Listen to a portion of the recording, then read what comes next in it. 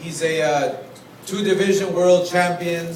He's faced the likes of Antonio Tarver, who was a bigger man, a stronger man. We all know what happened there. He faced the fighters like Kali Pavlik, who was the young and upcoming champion, the dangerous fighter, and we all know what happened there. He has a record of 51-5. Hails from Philadelphia, Pennsylvania, and he truly is a legend. That is Bernard Hopkins.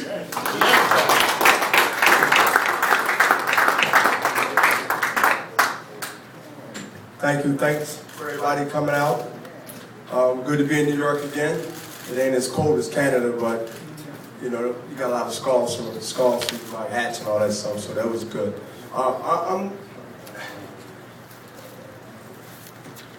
This is one of the greatest motivations for me.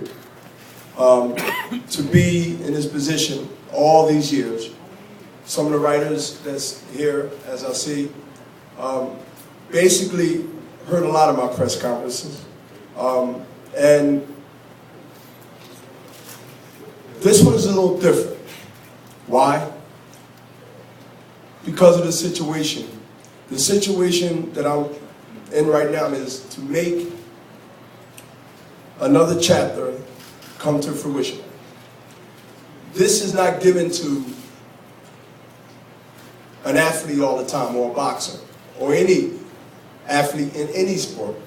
When we talk about good in today's world, in 2010, good is considered second. Second ain't bad, but it ain't first. And so now the stakes and the bar are set so high that you got to be more than average to be able to get somebody even to look at you and keep their attention on you. And so, as I sit home and watch the fight, because I am a fight fan first, and boxing has been, as many people know here, my life for 23 years as a pro, since I was 9 when I got introduced by my uncles. But as I sit home watching the fight, I see Pascal and I see Chad Dawson. Now, a lot of writers in here wrote about Chad Dawson and Bernard Hopkins, and certain things were said, and I respect that. But I knew in my heart that he wasn't the best guy in the light heavyweight division. Obviously, I thought it's me. I believe that the Joe Galzaki fight was my fight, and I should have won. But it is what it is. So really, I'm only getting back, or taking back, what I believe is just mine anyway.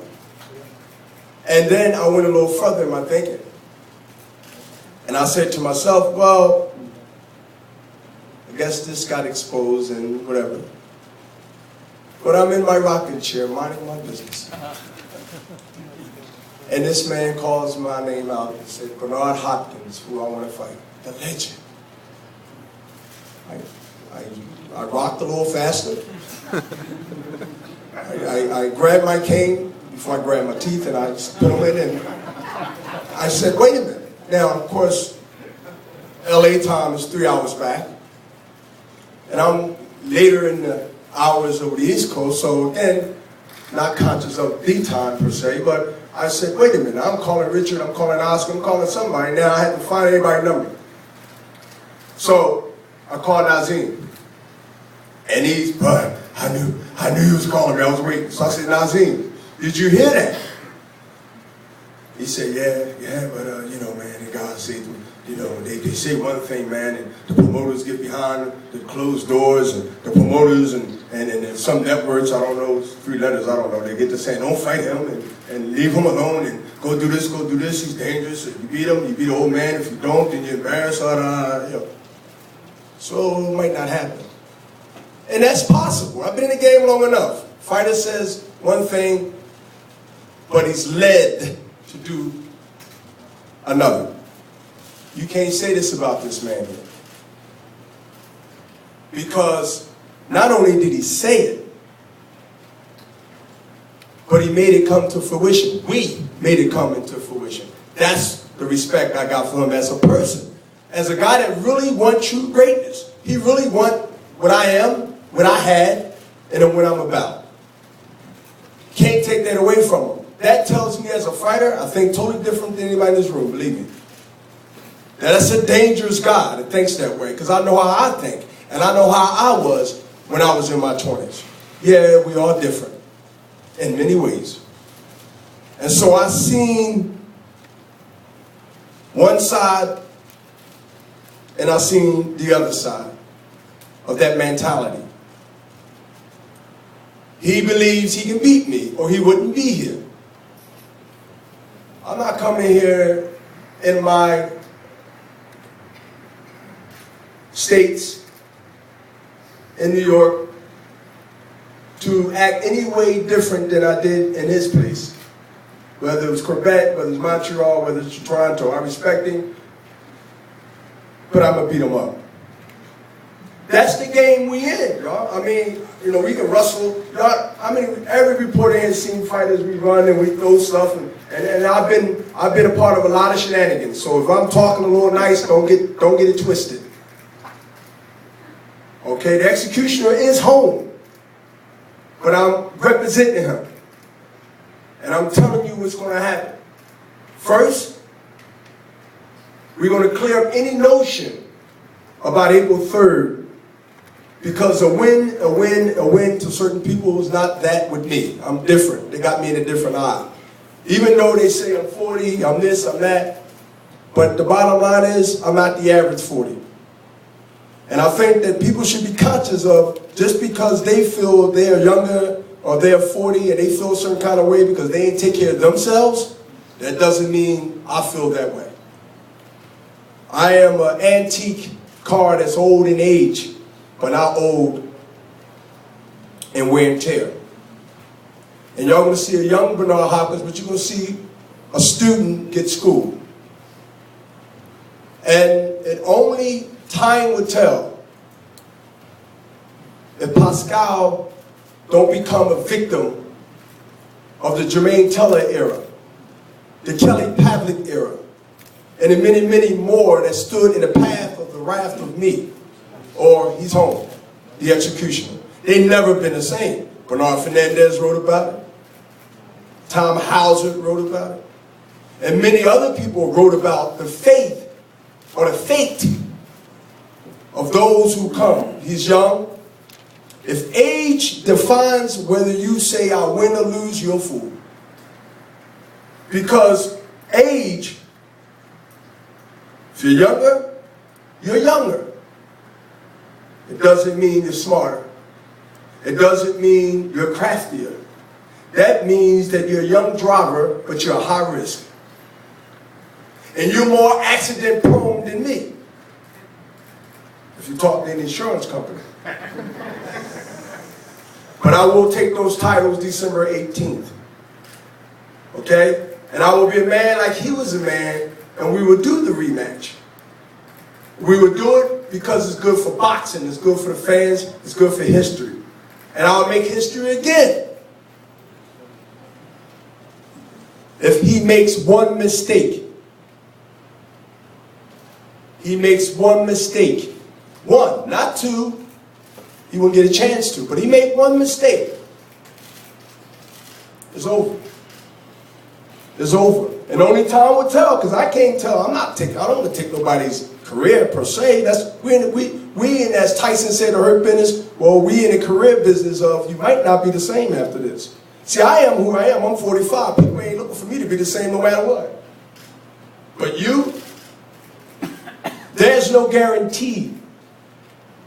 There's no guarantee that he will be the same guy that he was prior to going in that ring December 18th. There's my job to do that. And you know what, y'all? I will not disappoint not only this country, but myself and my family. And I would never, I work too hard in the ring and out of the ring to disrespect and to embarrass my legacy. I don't come in the ring for a payday. I stay in shape. That's never been a dispute with Bernard Hopkins or any critic of mine. I'm going to show y'all with the old new school can do. And I am that movement, as my partner Oscar De La Hoya said. I am that movement. Okay? I am that movement. That if you do the right things, you can be a Bernard Hopkins in your own world, in your own way. And as I said many times at other press conferences, I'm going to close with this. If anybody understands life and time somehow finds its way back to you, Nazim, it's called full circle. As Ken Hurst said, Bernard fought on Showtime many times. My first title, Segundo Mercado, 1994, rematch in 1995. My first title was won on Showtime. The birth of Bernard Hopkins' reigns as a middleweight champion, Hall of Famer, started on Showtime that year. And from that year, my first world title. How ironic. You think it's luck? No, it's a law. That it goes 18, 17, 18, 19, 20 years later, here I am, full circle. Showtime. Another title. 3 of them. And the most important one is the ring belt. Why is the ring belt so important? It's considered by most and all writers that once you have that ring belt, you are the undisputed champion of the world. There's no dispute when you're that, when you have that title. And so I'll close with this. The most important thing, there's no sanction fees. The ring belt is given to you without you getting punished.